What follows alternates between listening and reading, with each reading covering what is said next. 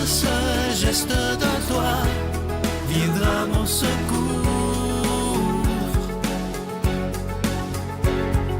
Viens semer dans mon âme le grain de l'amour.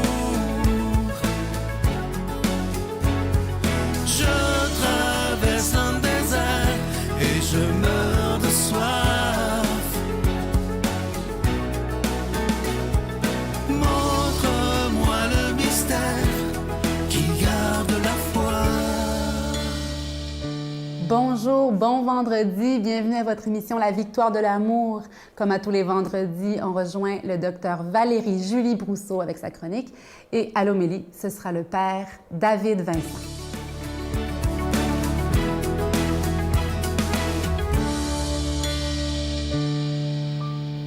Bonjour, ici Dr Valérie-Julie Brousseau avec la chronique Nomade du désert. Aujourd'hui, j'aimerais ça réfléchir sur la question de l'humanisme.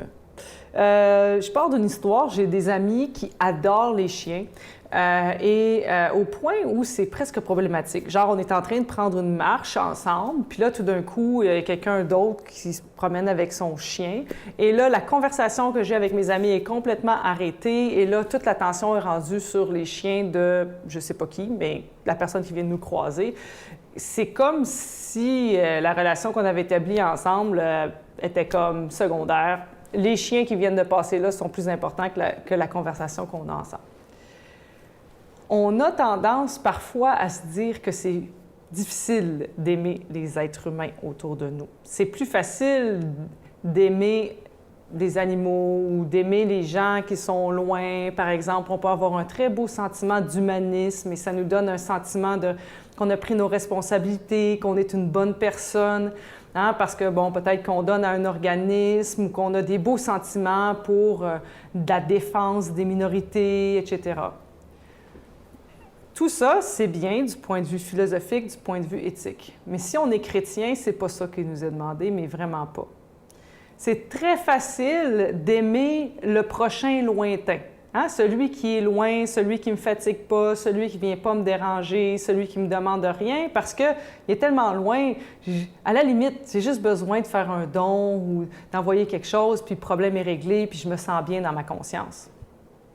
Le christianisme, ce n'est pas à ce sujet-là. Le christianisme est au sujet du prochain présent, de la personne qui est là aujourd'hui dans votre vie, sur votre chemin, avec qui vous avez à interagir. Et ça va une coche de plus, c'est-à-dire que si je suis chrétien, je crois que Dieu est là dans cette relation-là avec moi. C'est ça les disciples d'Emmaüs.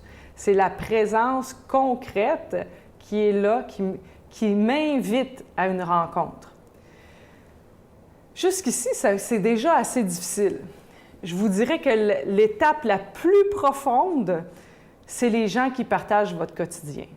Et là, on a tendance, justement, avec les gens qui partagent notre quotidien, à baisser la garde. Parce que c'est beaucoup plus facile d'être gentil avec les voisins que d'avoir à se retenir à la maison quand on est fatigué et quand on a un ras-le-bol de notre grosse journée. Et donc, ce qui arrive, c'est que les gens qui partagent nos vies, malheureusement, malgré nous, deviennent souvent les gens qui sont le plus susceptibles de ramasser les pots cassés de comment nous, on se sent intérieurement. Donc, au lieu de les protéger parce qu'on les aime et qu'ils sont proches, on finit par se relâcher et déverser sur eux ce qu'on aurait dû faire ailleurs. Hein? On aurait dû laver notre linge sale ailleurs, mais on ne voudrait pas le laver en public parce que ça ne serait pas gentil, puis on ne serait pas aimé publiquement, mais on peut le faire sur nos proches puis notre famille. Alors, ma réflexion pour vous aujourd'hui, c'est comment je traite ma famille, comment je traite mes proches avec qui je partage ma vie. Notre Père qui es aux cieux, que ton nom soit sanctifié, que ton règne vienne, que ta volonté soit faite sur la terre comme au ciel. Donne-nous aujourd'hui notre pain de ce jour. Pardonne-nous nos offenses, comme nous pardonnons aussi à ceux qui nous ont offensés. Et ne nous laisse pas entrer en tentation, mais délivre-nous du mal, car c'est à toi qu'appartiennent le règne, la puissance et la gloire pour les siècles des siècles. Amen. Je continuerai à croire, même si tout le monde perd espoir. Je continuerai à aimer, même si les autres parlent de haine. Je continuerai à construire, même si les autres détruisent. Je continuerai à parler de paix, même au milieu d'une guerre. Je dessinerai des sourires sur des visages en larmes et je tendrai les bras à ceux qui se sentent épuisés. Oui, je continuerai à croire. Je suis tellement content de vous parler de ce magnifique cadeau du mois de novembre. Il s'agit d'une exclusivité de la Victoire de l'amour. Ça a été fabriqué pour nous. Il s'agit de l'Ange de Noël, collection 2021. Il est en épinglette et il est déjà béni, évidemment. Vous le recevrez avec un don de 25 et si vous en voulez deux, avec un don de 40 Je vous rappelle que vous le recevrez très, très rapidement. Vous savez que lorsque vous faites un don à la Victoire de l'amour, ça nous permet de continuer à annoncer la parole de Dieu par la télévision, par Internet, par tous les moyens moderne pour répondre à cet appel de Jésus qui disait « Allez de par toutes les nations, annoncer la bonne nouvelle. » Je vous donne l'adresse, la Victoire de l'amour, case postale 120, succursale Boucherville à Boucherville, le J4B 5E6, je vous la redonne, la Victoire de l'amour, case postale 120, succursale Boucherville à Boucherville, le J4B 5E6. Également par téléphone, par carte de crédit du lundi au vendredi de 8h30 à 16h30 dans le 514-523-4433, 523-4433 ou sans frais le 1-888-811-9291, 1-888-811-9291 et aussi sur notre site Internet. Vous savez que c'est une façon très rapide, sécuritaire et efficace de faire votre don, le www.lavictoiredelamour.org. Alors, je vous redonne ce beau cadeau du mois. Il s'agit de l'Ange de Noël, collection 2021. Moi, je crois que c'est le plus beau qu'on a eu depuis le début. Il est en cristal et orné de petits zircons et, comme toujours, il est déjà béni. Merci de tout cœur de ce que vous ferez pour la Victoire de l'amour, parce que vous savez que c'est grâce à chacun et chacune de vous que bientôt, ça fera déjà 27 ans que nous sommes ensemble.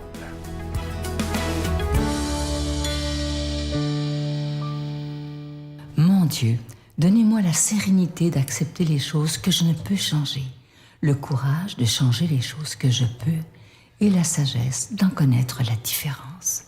Amen.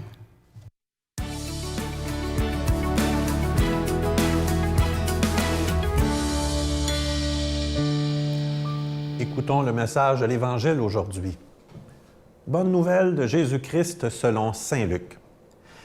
Jésus disait à ses disciples, « Ce qui se passera dans les jours du Fils de l'homme ressemblera à ce qui est arrivé dans les jours de Noé. On mangeait, on buvait, on se mariait jusqu'au jour où Noé entra dans l'arche. Puis le déluge arriva, qui les a tous fait mourir. Ce sera aussi comme dans les jours de Lot. On mangeait, on buvait, on achetait, on vendait, on plantait, on bâtissait.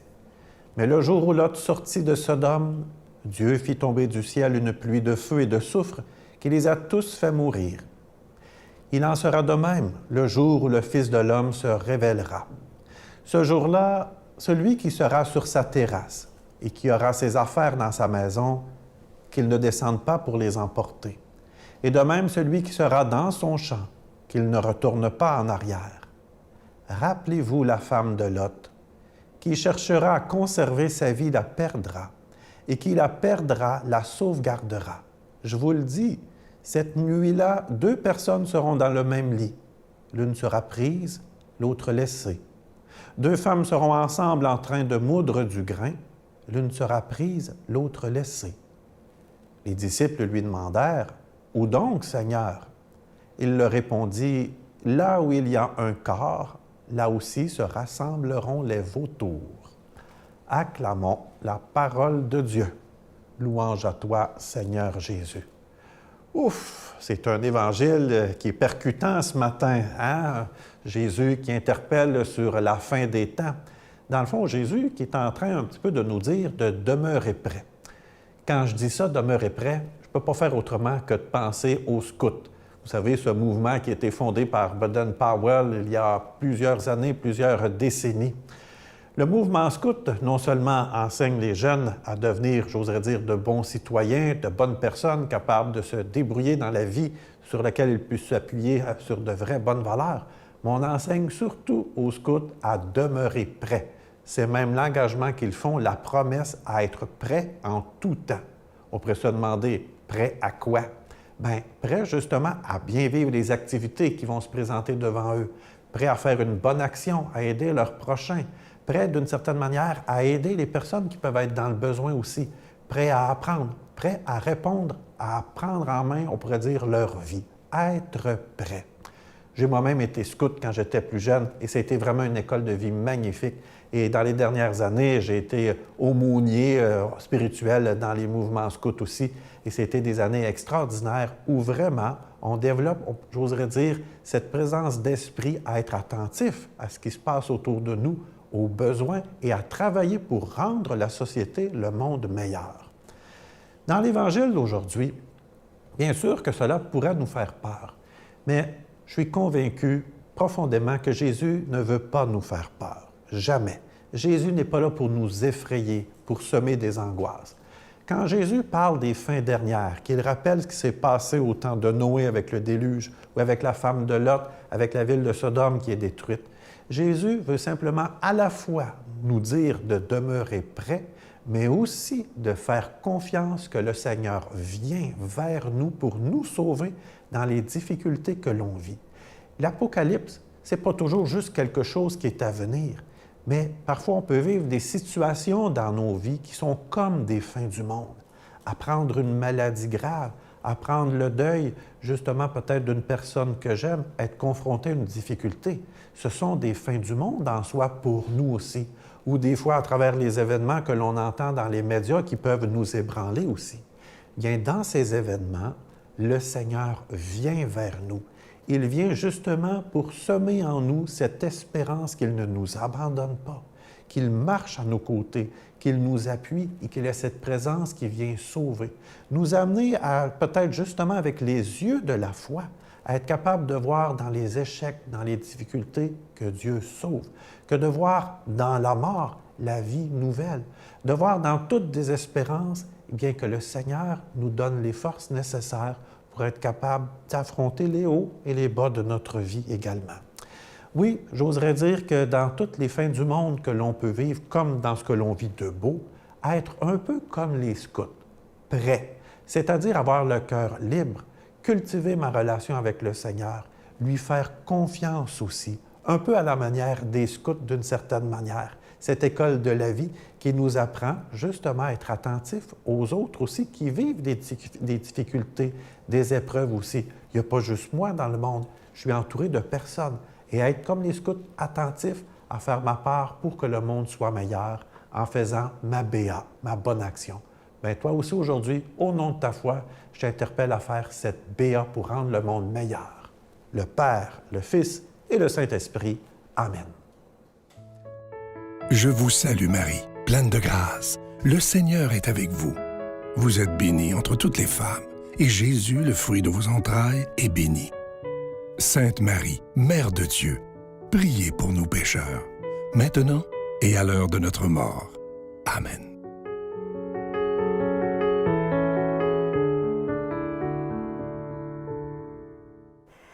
Aujourd'hui, j'avais dans le cœur de vous partager ma grande conviction, qui est la même que Saint Paul dans sa lettre aux Romains. Qui pourra nous séparer de l'amour du Christ? La détresse, l'angoisse, les persécutions, la faim, la soif, le dénuement, le danger, la guerre? Oui, j'en ai l'assurance, ni la mort, ni la vie, ni les anges, ni les dominations, ni les puissances, ni les forces, ni le présent, ni l'avenir. Rien ne pourra nous séparer de l'amour de Dieu manifesté en Jésus-Christ pour chacun de nous. Soyons-en sûrs, plongeons-nous dans cet amour aujourd'hui. Il n'y a rien qui peut nous en séparer. Bonne journée. Parce que mon but, c'est pas une vengeance. Mon but, c'est de guérir. Mon but, c'est de revoir la petite fille qui est en moi, puis qui était rendue, qui avait peur de toute, la petite fille. Au nom de la raison, tu as laissé passer hier des amours et des passions.